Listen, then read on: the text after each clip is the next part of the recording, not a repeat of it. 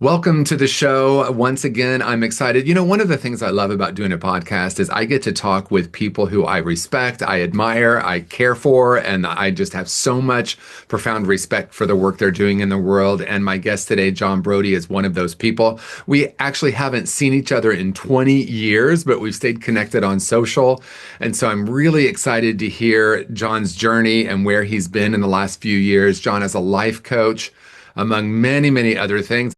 Welcome to the Element Q podcast. I'm your host, TJ Woodward, and I'm thrilled to have you join us for this empowering journey. Each week, we shine a light on the authors, thought leaders, therapists, coaches, and healers of all types who are making a difference in the LGBTQ plus community. Together, we honor those who came before us, the courageous and resilient trailblazers who stood for our rights and recognition. Their strength laid the foundation we stand on today. Here, we celebrate their legacy by diving into the stories, insights, and tools that inspire gentleness, healing, and transformation. So get ready to be uplifted and empowered. This is the Element Q podcast. John, I'm actually going to turn it to you to let people know a little bit about why life coaching and what was your own personal journey that brought you to doing this as your now vocation, which I love. Oh, TJ, it's great to see you. And it's actually true. We literally just saw each other getting the setup for this podcast about 5 minutes ago after staying in touch sort of in social media for 20 years, I guess. 20 years. It really Yeah. was. I don't think I've seen you since 2003, I think so. Yeah. Wow. So it's great. It's great to see you. And TJ and I were both just telling each other that we think we both look pretty good for our age. So way to go. So it's great to see you. And yeah, I'm a life coach and I focus on working with successful gay men who are looking for more and feeling like there's got to be more to life. And I say successful gay men because I want to help people that have reached the level of feeling like they've accomplished a lot of their goals but are still just have this nagging feeling that there's something more that they're missing. Mm, And, the thing about feeling bad, this from therapy, is we don't always come to therapy or come to coaching knowing what's wrong. We just know that something's wrong. And so one of the things I love working on with my clients is helping them figure out what that is and digging deep and finding what area of their life is going to help them complete the picture. And I yeah. got into this journey because I struggled so much in my life Mm. with depression, anxiety, eating disorder, you kind of name it. I mean, one of the things I tell my clients is no matter how bad you're feeling right now, I've been there. I really have. And so I found therapy so helpful over the course of my life to get to a point where I was finally able to function at a level that was good for me. But I always am someone that wanted to keep improving, keep growing, start, refining what I was doing. And I found that coaching is a great way to help people do that. So I worked with the life coach who had a huge impact on me and then started doing the same for other clients. And I've been doing it for about 5 years. I didn't really start working with gay men, but as I started working with more and more people in coaching, I just found that there's a set of problems unique to gay men that are really challenging and that I've experienced a lot of them. And so I felt like it's something I could really help people with. Oh, I love that. And one of the things that I love that you're talking about is your own journey that brought you to this desire. And like you, that was true for me. I mean, when you and I met, I had my business in San Francisco and I was sort of in my fabulosity. And the reason I say it that way is like I had really it was an outer focus life. And I had achieved a lot of those little check boxes, if you will, like, oh, once I get this, I'll be happy. Once I get this, I'll be feel complete. And in my journey, all of those things happened. It was interesting around the time that you and I met, all those things were true, but there was still a deeper yearning. I wouldn't say that I felt like there was something wrong, but I felt like there had to be more. sort of like a, is this all there is? And I realized at that point, and ultimately had a deeper calling to shift. And this was right around the time I was 40, shift my life into something that had more purpose and meaning. And that in my life, and I don't wish this for anyone, but what happened next was everything collapsed and crumbled, and my partner left, lost my house, lost my car, and lost my business. I'm not saying everyone has to go through that, but for me, that was actually, strangely enough, the most rewarding part of my life because I realized, oh, there's something much deeper here that is wanting to heal. And some of those things that I had been running from through achievement, through look goodism, through, like I said, fabulosity. And I think it's interesting because I do think that many gay men who I know have a similar experience that early in life there's a sense of shame or brokenness or disconnection. And I know that's not true for everyone. But then there was an externalization. Let me get my body looking a certain way. Let me drive the right car. And you and I are both from Dallas, so there's a lot of that anyway there. But like, I need to look good in order to feel okay. But this deeper longing was always there. Yes, you just described it so well. And I think one of the reasons for that is coming out is such a huge process still for gay men. I mean, not just in our generation, but even with the environment today, coming out to your family, coming out to your friends is still a journey. And in some ways, I think as gay men, we go through that and then we think, okay, I did it. Now what? Everything's going to be okay. But we realize that that's not the end. That's just the beginning. And I agree that we live in a culture and also just, the gay culture in general, that fabulosity, I love that word, is sort of what we think we should be aspiring to. But then, if we don't have our own value system and our own core sense of self, we can end up feeling lost.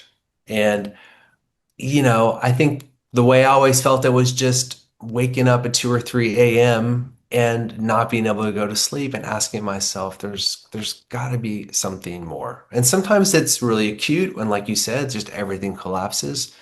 But most of my clients I work with, it's they just come to coaching because there's just a sense that they need more. There has to be more. Yeah. And so that's when, the spot when you have that realization that's when I love working with people. And one of the things that I think you and I both really believe in is taking ownership of our next step and deciding, what do we need to do now in order to start moving towards our North Star, which is, where we want to go. And the truth is that a lot of people actually have never stopped to think about what that North Star is. I mean, we have our life and our habits, and we have our routine, and we have all these things, but often we haven't stopped to think about where am I going? And why am I doing this? And what do I really believe? And so a big part of my coaching is just exploring that with my clients. Well, and I would love to also ask you about the relationship between therapy and coaching because I've had both experiences and both have been valuable. They're just different pieces to this same sort of equation of how I really create a life that is more on purpose and has more meaning because ultimately that's what happened for me when everything collapsed. And again, not everyone has to go through it that way, but for me it was like, okay, now I want to create a life of more purpose and meaning. John, I love what you said about, oh, I came out, I did that, I'm fine. And I remember, I grew up in an environment, my home environment actually was fairly supportive of me being gay. Like I didn't really even have to come out to my parents, but out in the world, it was a different story. And I kind of, my response to that was to be just very out and proud. And then you described it so well. It's like, oh, I've got that. Check, that box has been checked. I'm fine now. But that around 40, it was like, oh, there's so much more here. And therapy in my 20s allowed me to look at some of the patterns. It allowed me to look at where some of the trauma and the ways that I viewed myself. And for me, and I'm not saying this is true for everyone, for me, there was a sense that I was a victim in the world. And I know that word can be activating for people, but all that means to me is during that time in my life, I felt like the world was happening to me and that I didn't have any power. And therapy helped me connect the dots. Coaching allowed me to start actually asking some of the questions like, now what do I want to create? And I actually wrote a book, Conscious Creation, my third book, that's all about this process of creating, starting with that deeper healing, which may or may not include therapy or treatment or getting the care that we need. But then at some point, let me actually listen to my inner wisdom and ask what my life wants, what wants to be revealed. And then coaching allowed me to really actually do that, not just as a concept, but actually do something with that. Yeah, that's so perfectly said. You know, one example I always give is in my case, so I really struggled with an eating disorder where I was, binge eating and then purging, and it was awful. And so therapy really helped me get over that. It took a while, but I did it. But when I was done, okay, that was great. I still had to figure out what my food plan was going to be. I still had to figure out what my fitness plan was going to be. And so I kind of view this coaching as that handoff from therapy really helps us heal. It helps us get to the bottom of why we act in certain ways and also come up with actual new ways of behaving and thinking that finally gets us to the point where our head is above water. But then, like, okay, we still got to swim to the shore. We still have to figure out what we're doing next. And that's really where coaching comes in. So, I had always thought before I got into coaching, I really had thought coaching was like, I want to reorganize my closet or Yeah, something, or I yeah. want to get in shape, or I want to get a new job. But as I realized and research and learn about the power of mental health coaching, the efficacy has been shown that really people can experience enormous progress working with the coach in the setting of using the same kinds of tools that we use in therapy, just applied in a more practical way. I love that because as you were talking, I was thinking literally what you just said. Like it's a practical way of actually, now that I've done enough of this healing, now what do I want to create and what do I want to do with that? And I remember when I first started with Dana, my first coach, like she was really great in some of the seemingly simple exercises, but so incredibly powerful. Like imagining my younger self and imagining that younger self looking at me today and what would I say to that younger self? I did this whole process with her. And then, it seems kind of simple, but then it's like, go 10 years in the future. What do you want to see for yourself? Not from that, like, because it's very popular now, the law of attraction and manifestation. And I think there's something very powerful in there. But to me, coaching is actually much more practical than that. And it is deeper. There was a time when I was coaching someone, and he actually said to me, "Oh, you're asking me to go deep. I didn't sign up for that. I wanted you to create my calendar for me. Right. Maybe it's not a match here." And it's interesting because I ended up feeling very close with this person and it didn't have a great ending, honestly. But he basically said to me like, I don't want to do the deeper work. I don't want to do therapy. I don't want to look at my childhood stuff. I don't want to look at the way that I view myself in the world. I just want pure action plan. And so, some coaches, yes, there is action, but there's something so much deeper too. And I love the way you're framing it as like this beautiful handoff from therapy to give it something more practical, but not in a way of like, we're only going to like, let's look at what your goals are and how do you get to them, but also the deeper work as well. Yeah, that's so true. I love what you said.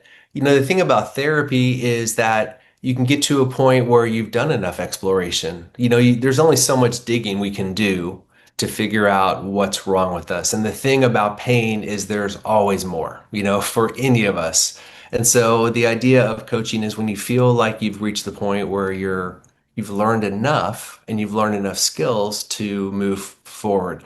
And one thing I love what you said about coaching is the simplest things and the simplest, like you said, they sound simple, but they can have a huge impact. So, for instance, when someone's really struggling with a problem, a classic coaching question is simply to ask quietly, imagine your best friend were in this circumstance.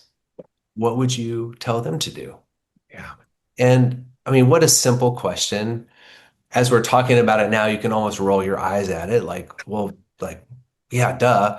But it can be completely transformative, just a question like that. And so the thing about coaching is that just the power of these open-ended questions and having a thinking partner can make a big difference.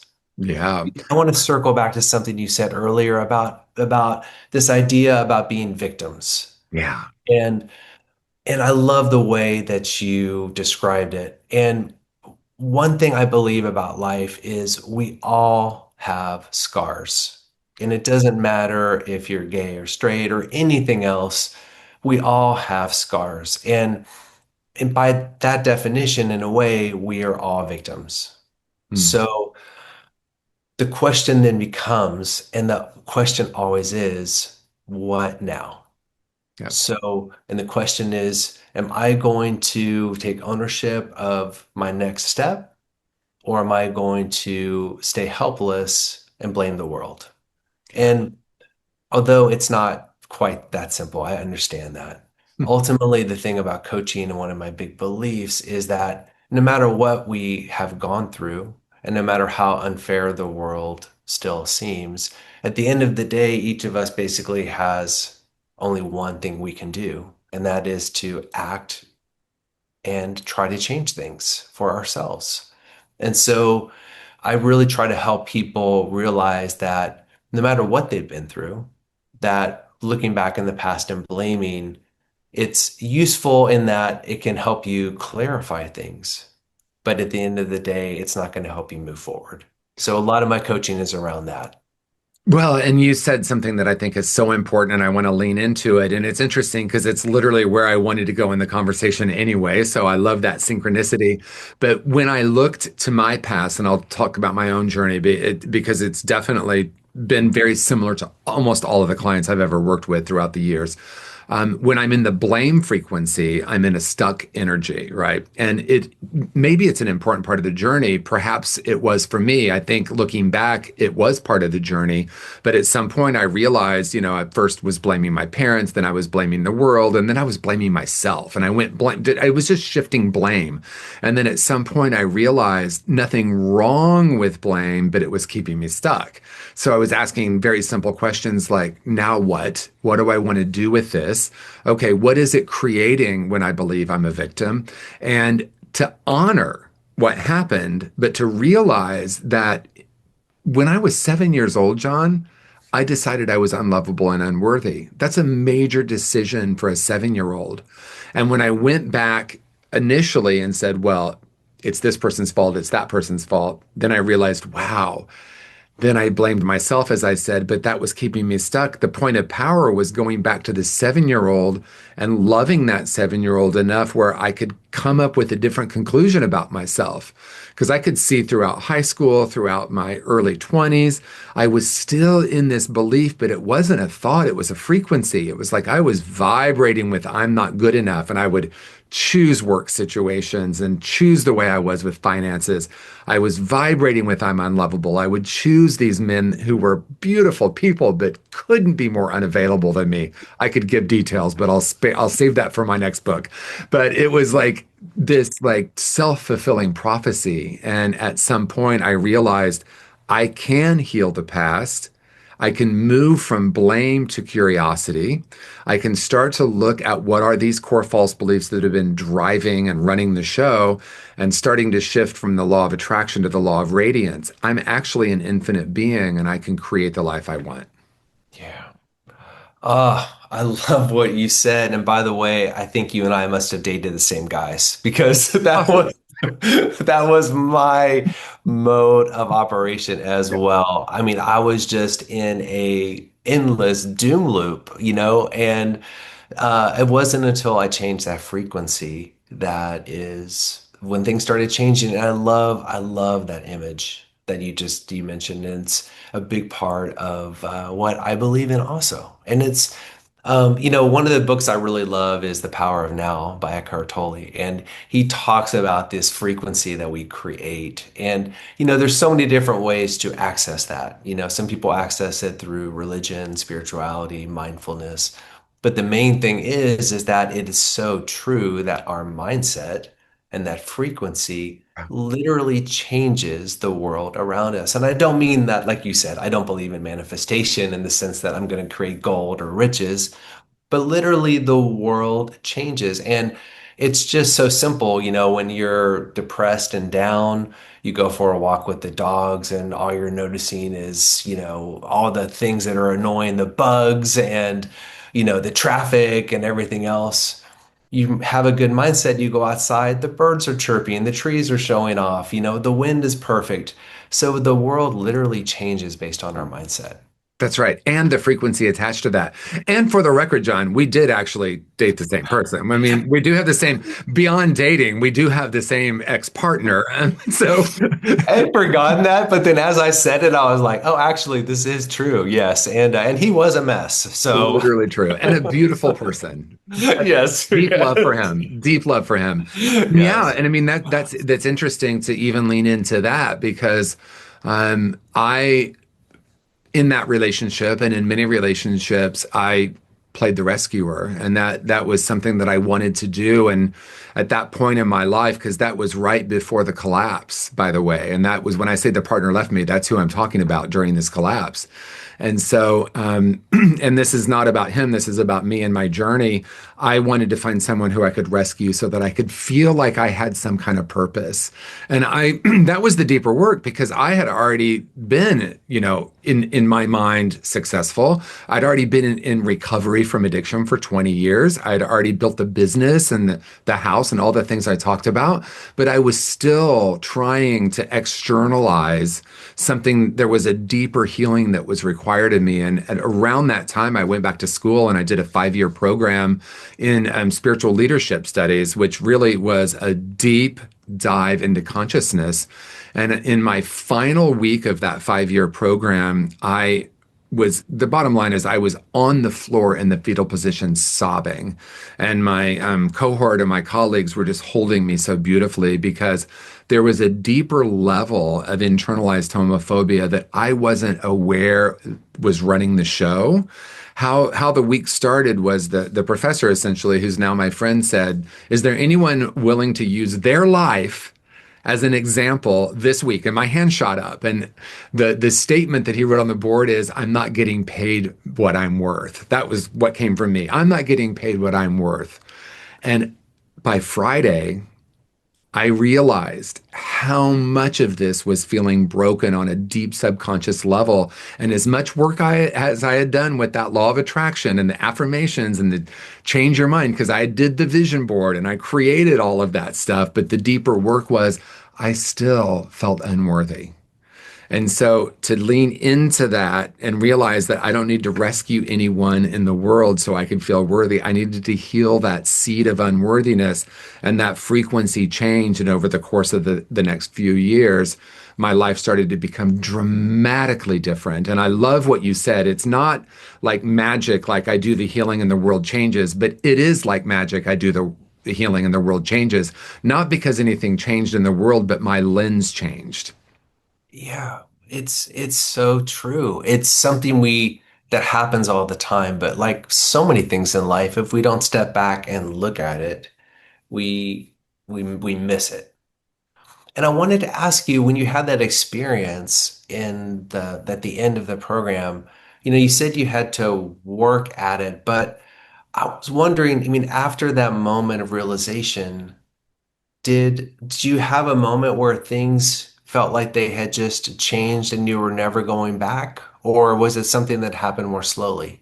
It's interesting. It's really both. There was a spontaneous insight, if you will, and a deeper healing. Yeah. And I realized that what I was actually healing wasn't my adult. It was my 7-year-old. It was my 6-year-old. It was my 5-year-old, who grew up in an environment where being a little effervescent little boy wasn't always going to be loved and appreciated. And it was there that I got to realize the layers of the shame that I absorbed as a kid. So there was a spontaneous shift which changed the trajectory, but it was also a gradual shift because I started seeing myself making different decisions. I started seeing myself not externalizing like, well, they're not paying me what I'm worth. Well, it's such a victim statement, right? I signed up for it. I said yes. I said yes to this internship that went on for 18 months of not getting paid. And then this little bit of money they gave me, right? And it's not about the money. It's more about the like, oh, I realized I was the one signing up for it, not from a place of blame, but from a place of accountability. And I started asking questions like, if I were to know my worth, what would I be choosing today?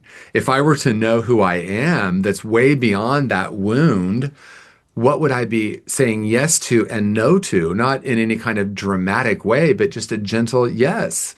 And things started shifting really quickly. I was actually on someone's podcast recently, and she was just speaking to, like, wow, you're such a presence in the world of spirituality. And it only took 15 years. And at the time I said, yeah, that is amazing how quickly. But then after the end of the podcast, I'm like, yeah, but there were lifetimes of healing some stuff that got me to that moment. Yeah. Oh, yes. Two things you said really stuck out to me. One is the importance of practice. You had this initial realization and this transcendence in a way, Yeah. but even the most powerful insights, they just take practice and Mhm. repetition. There's just no way around it. So a big part of coaching is just taking something and practicing and practicing and practicing. As Aristotle said, we are what we repeatedly do. And I truly believe that. And another thing that really stuck out to me, TJ, what you said was the power of saying yes to things. You just started saying yes. And when we get inside of our head, we have this closed loop. We think we can predict the future. We think we can predict everything that's going to happen until we realize like it's just a computer program that's running. That's right. And one of the things that I just tell my clients is just say yes to everything that happens this week. Like, regardless of what it is, if somebody asks you to do something, say yes. And showing up and just allowing life to unfold by saying yes, it just leads to amazing, amazing things. I love that so much, John, because you're not saying that they have to do that for life. You're saying, let's do this for an experiment for this week. Say yes and see what happens. And as we kind of move toward the close of the conversation, believe it or not, I want to also lean into, for me, when I realized that I had a deeper purpose and I really tuned into the frequency of the purpose because at that point over the finishing that program and then the course over the course of the next few years I realized who I've come here to be on the planet, not, let me reach all of my goals. And when I'm in the who have I come here to be, how can I serve? What is my deeper purpose? I was going through a pretty, kind of a dark time and I pulled out an index card and I wrote down my own personal mission statement. And that mission statement, believe it or not, has not changed. Now, the way it manifests has changed dramatically.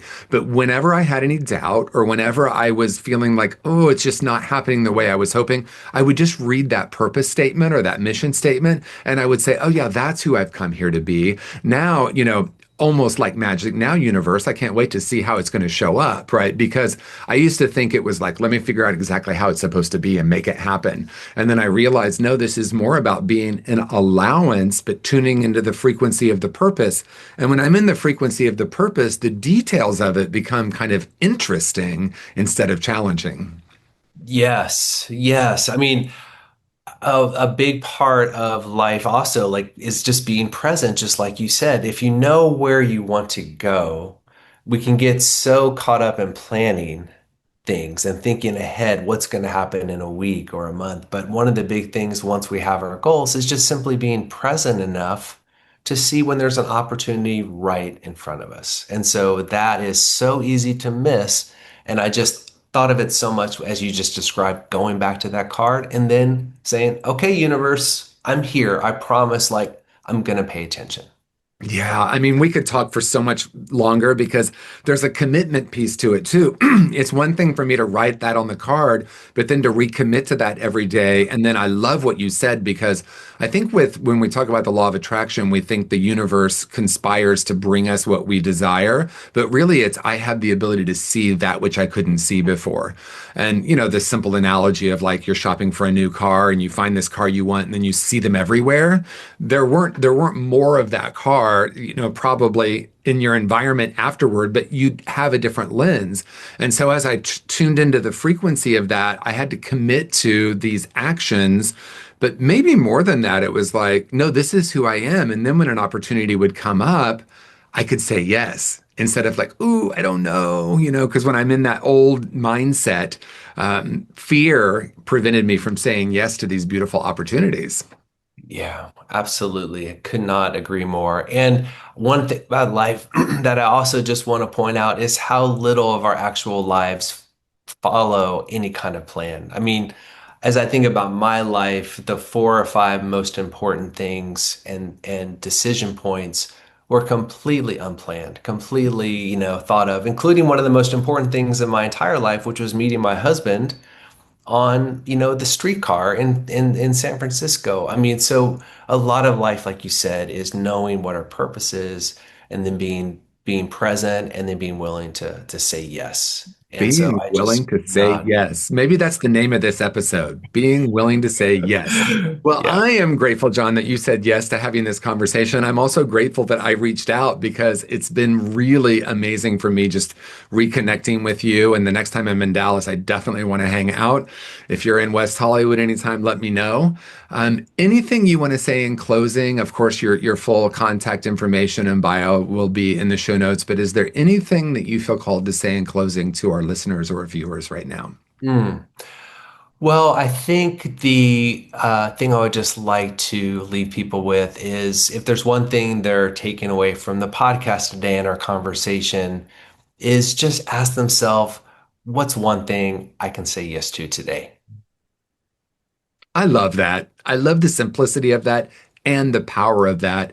And you know what? I'm going to take that commitment. So I'm going to be in my day to day and I'm going to ask myself, what's one thing I can say yes to?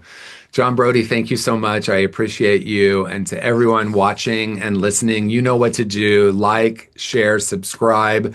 If there's someone who is in your life that you think would benefit from this conversation, please share it because that's the intention of this podcast is to create deeper healing within our community so that we can live a life on more purpose. So thank you so much, everyone. Peace and blessings. Until the next time. Thank you for joining us for this episode of the Element Q podcast. It's an honor to walk this path of healing and transformation with you. Remember, the courage and resilience of those who came before us live on in each of us. Let's continue to carry their legacy forward as we support one another in creating a world filled with love, gentleness, and empowerment. If you enjoyed today's conversation, please subscribe, leave a review, and share this podcast with someone who needs to hear it. Together, we're building a brighter future, one story at a time. Until next time, I'm TJ Woodward, and this has been the Element Q podcast.